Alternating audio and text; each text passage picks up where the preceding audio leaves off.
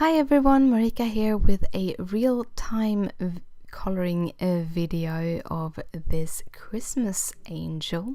If you want to see the whole card, there will be a link in the description down below, but also in the upper right corner there will be a card that you can click on if you want to see the card video. But this is, as I said, the real-time coloring video, so here I'm gonna go through how I'm coloring this little angel. This little angel is by Make It Crafty and the designer Krista, who was the designer behind Saturated Canary. So if you've seen designs like this before, that is because that is why. I'm starting out doing skin. On this character there isn't that much skin, it's mainly the face. And when I'm working with it, I'm trying to figure out where I have the dark spots. And when I do skin, I usually do 2 layers. And then I'm going in with the EO4 very, very lightly. And adding in small pieces where she would have both drop shadows and rounded shadows. So rounded shadows is like cheeks and the nose, the tip of the nose, while the drop shadows is kind of where the hair leaves a shadow on her face. The little shadow underneath her nose, shadows like that. Basically where you want to show that something else is doing the shadowing, and the rounded shadow is trying to make it look like she's rounded. Also, I add a very slight little lighter line around her face, like where she's at the most rounded part. This is called a reflective light. So basically, if you look at a picture of anything that is lighted, you will also see slight light coming from the kind of areas around you, and that is what those small lines around the face are. I'm using my go-to color scheme for skin, and that is EO4, E11, E21, E00 and E50. Usually when it comes towards winter, I switch out my E50 to my E00 because that will give you a little bit more of a rosier skin. But I didn't here because I have been out of the game for a while and kind of forgot.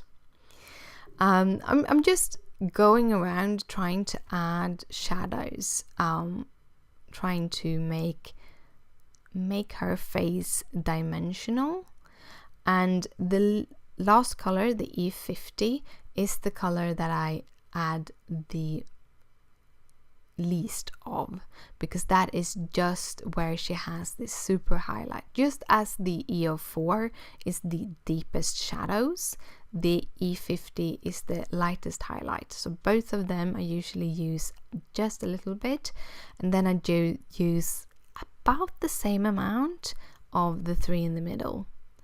As I said before, when I do faces I usually go in a second time around. This time around I felt that I got enough of the EO4 that I had, so I didn't feel that I needed to add more of it. Instead I'm just going in with the E11 and kind of elongated some of the shadows, and the other shadows I basically just darken up, because when you are blending with Copics, especially when you go from dark to light, and you blend out the darker colors with the light, you will push some of that color into the paper, and therefore it will lighten, so the pigment will disappear a little bit. And by going over twice, I will add a little bit more pigment and therefore get a little bit more color and a little bit more contrast. So that is kind of the deal behind the idea of how I use the colors. And when I have finished off with my E50, I actually gonna give her lips first, I think. Yes, I took the lips first. I wanted her to have very natural lips. I didn't want her to have like big red ones this time around. So I'm using the E04, which was the deepest shadows, and then I'm using the R32 and the R30. And these are actually the shadows I'm using as on her cheeks, as the roses on her cheeks. And because I do have on the roses on her cheeks, I do already have the E's or the skin color underneath. The rosy cheeks will get a little bit more brown than the lips, which is a little bit more pink. And that was what I was after. To give the eyes a little bit more dimension, I added some B63 and B61, and then I went in with the colorless blender to kind of clean up where I accidentally put some skin colors into the whites of her eyes. For her shirt here, or her layered clothing, I'm actually going in with the lightest color that I'm going to use, which is the R24, because I really wanted to kind of figure out how I wanted to put the shadows. And by going in with my lightest colors, if I feel that one of the shadows isn't perfect where it is, it won't really be seen. I can just choose not to go over with the darker colors later on, but then I have tried my shadowing out. This specific color scheme I actually came up, I think, for this card, so this is kind of a new thing I'm doing. I wanted my reds to be a little bit more towards the grayish brown than I've had before. I saw an image of a person who had colored a character, and the way she had edited her photo, it actually looked like it was a lot more brown in it, and it was beautiful, and I wanted it to look that way too. So I went and I was thinking about, when I did my polychromos coloring, I used the walnut brown as the kind of deepest shadows, and that actually helped tone down a lot. So I decided I would go in with my E40s here, and I'm starting off with the E44, and then I'm just coloring the reds, which are the R46, R27 and R24. And sorry, I'm losing my voice. It's starting to get a little bit later here. And I went over both. I felt that the R24 was a little bit too light. The kind of middle part is a little bit too light, and it got a little bit streaky. But also I didn't feel that I got a good blend from the E44 into the R46. So the second time around, I'm going in with the E44, and then I'm taking the E43 and kind of blending that out to give a better gradient from the brown, from the darker brown towards the reds. And then I took the 46 and kind of blended out both of those browns a little bit more,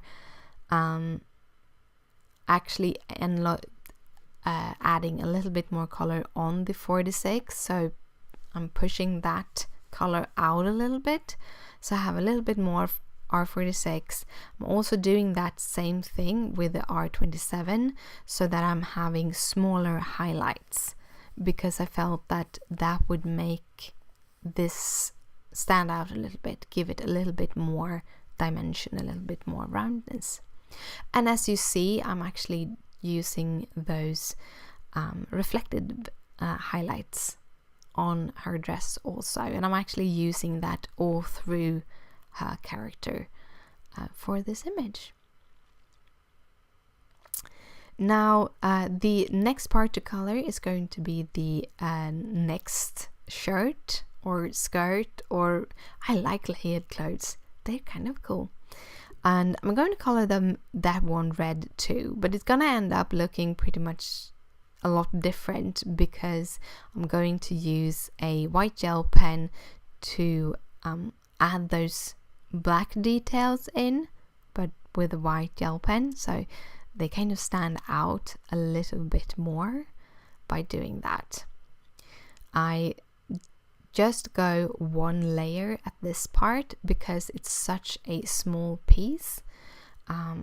Usually the smaller the piece that you color, the less layers and also the less color you need. You can actually use 3, even 2 colors sometimes if the piece are small enough. By the way, this is actually a digital stamp from Make It Crafty, and I have printed it on some Make It Colorful cardstock, and I printed it with my Epson printer, which have those Durabright inks, so it's an inkjet printer. The Durabright inks is waterfast, but they also work with Copics, so I really like my my ink printer, because then I also can color have colored lines. But in this case I actually just printed it black because I kind of liked to have it black for this part. So for the third shirt I went with a brown and a white/gray stripe. I think I should have used a little bit more of the whiter part of the cardstock for it to look a little bit more white and a little bit less gray.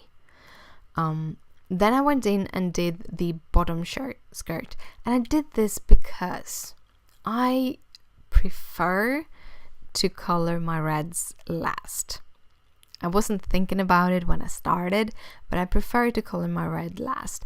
And the reason for doing the red last is because when I color, I do go pretty close to the lines.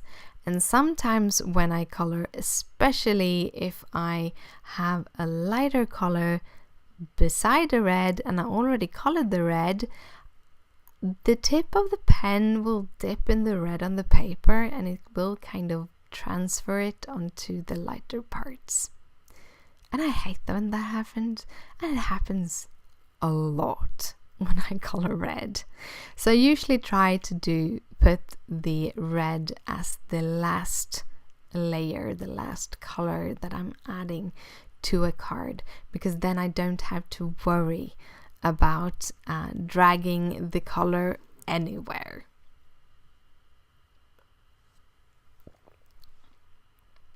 So I'm continue to do her shoes. I don't really know how they're supposed to be colored, but I thought it would be great to have that top part brown, and then the shoes is going to be red with the same browns in the bottom as I did for the dress or shirt. What I'm looking at is maybe she has leggings on, like jeggings or something like that. But well, this is how I have colored her. That's the nice thing about coloring images. You can color them basically the way you want to color them. So for the shoes, I am adding a little bit of a highlight in the middle of the shoe and a little bit of a rounded shadow all around the shoe to kind of give it a feeling of being round. And again, here I'm only using one layer of color. The smaller the highlights are, the less layers you need also, because the lighter colors will show streaks much easier than the darker colors because they do have less pigments. So that also a tip from me. When I do the kind of creases I am not being scientifically and good at doing creases for this specific dress. If you want to really learn how to make creases or color creases, do recommend the ebook that Make It Crafty has, that Zoe has made, which is about folds. It's brilliant, and I should probably go through it again because my folds are very rarely looking the way I was envisioning them, but I do like them anyhow.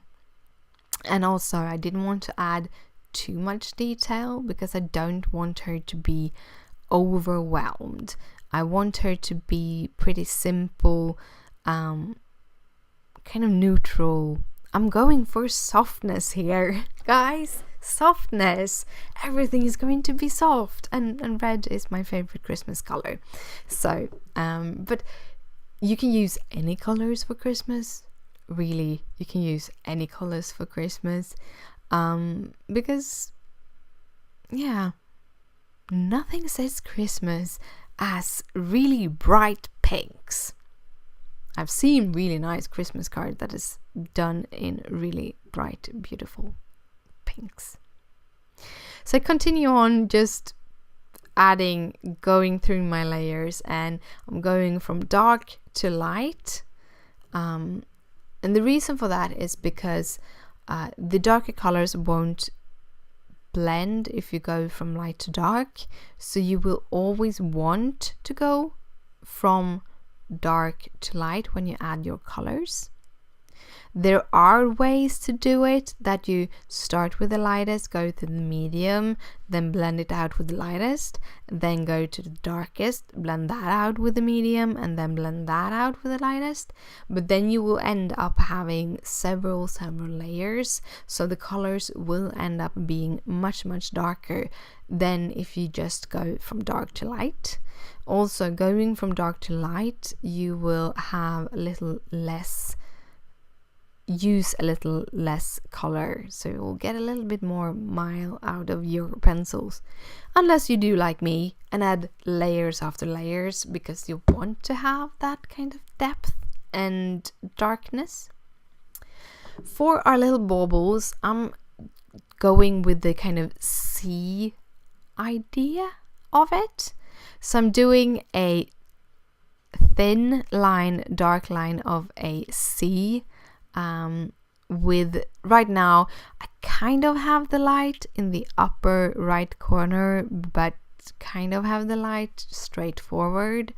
It's not being very light perfect, but I kind of liked how it turned out, so it doesn't really matter. Everything doesn't have to be perfect all the time. And when I'm doing my C's, as you saw, I'm making them a little bit longer every color, and I'm making the bottom left corner a little bit thicker every time, which then end up making these I end up adding the circles together, making kind of a circle, but leaving the lightest as a highlight. So the baubles look like they're round. For the last part, the second to last part is her hair. That isn't the second to last part either, because she has like the bows in her hair, and you have the wings, and then you have her eyes. So there's a little bit of more, yeah. But I'm adding I'm going with the E44. I'm still having the same color scheme as I had at the bottom of her. And actually, this is the funniest part of the whole making hair, especially with the E44s. Because if you add a lot of E44, or the E40s overall, I actually use the exact same colors when I do light, like platinum blonde hair.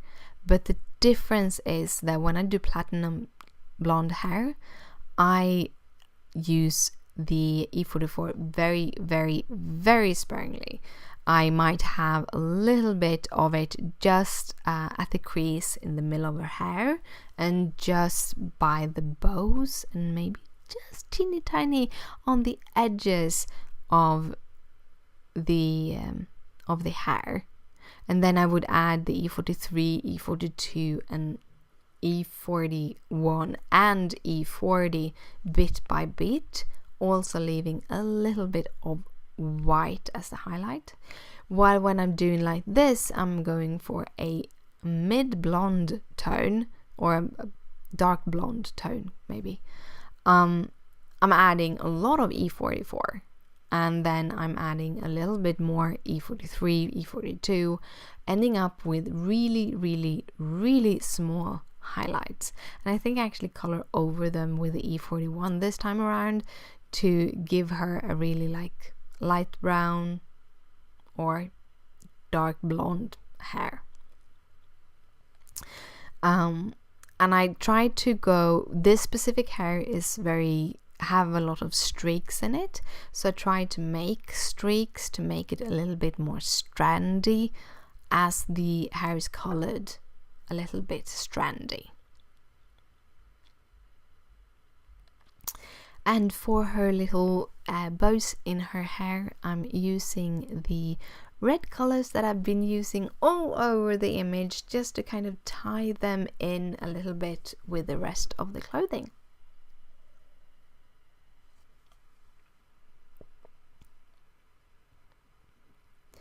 Her eyes are the same E40s, but I'm going from 49, 47, 44, and then a little bit of 43 as the highlights or the most light part, because I do like those really deep dark brown eyes. The last part of the whole little angel is her wings, and these wings are colored in such a way they're a little bit different than bird wings, so probably just fluffy angel wings, and therefore I'm adding the shadows just behind those little loops. I would probably call them loops or U's or something like that. I'm adding a little bit of W4 just in those little teeny tiny holes, just so that I will get a dark shadow. I'm going over afterwards carefully and going with the other W's, the other grays, to kind of build up so it looks like you have a little bit of roundness and a little bit of shadow and a little bit of everything. I really like coloring with the warm grays and with the colors in this color scheme, because it is so, I don't know, muted, but that red is very, very red, so I don't know if I can call it muted, but it's soft. That brown in the red makes it soft. The warm gray, I have all the grays in the Copics. There are 4 different grays, and I chose to use the warm gray here because that kind of ties in both with the red and with the brown. If I would have chosen to go with a cooler color instead of the red, maybe go for a green for her whole dress and her baubles, I might have gone more towards a cooler gray. But at the same time, in this specific case, I wanted to be a little bit brownish, so I might have just continued on with the warm grays. But I do actually use all of the different grays when I color, and I pair them with different colors. So I try to get... I don't want my pens to feel left out. I've said this before. I never want my pens to feel that they're left out. So I try to color with all of them now and then. So for the last part, actually Again, this isn't the last part because I have forgotten small pieces of her wings, so I'm gonna go back and fix that later. But for some details, I'm going in with the gel pen. Now this gel pen can be dissolved with alcohol, so I don't recommend coloring on top of it after you have colored with Copic. So no Copics on top of your gel pen, because that can make the gel pen actually stick to your Copics and make them all gooey and stuff. You don't want that. So I usually have the lights of the highlights that I add with a pen. I always do them as the last layer. Except for when I forget to color something, then I go in and fix that, but I try not to ever go over the whites with the Copics. If I feel that I've added too much white somewhere, I'm gonna take my pens, my polychromos or something like that, and go over the white with those instead to tone it down. But yeah, that was the card for today. Thank you so much for watching, and I hope you liked it. If you do, please thumbs it up. It means a lot to me. If you have any questions, just comment down below. If you want to see more videos like this, hit that subscribe button if you haven't already done that.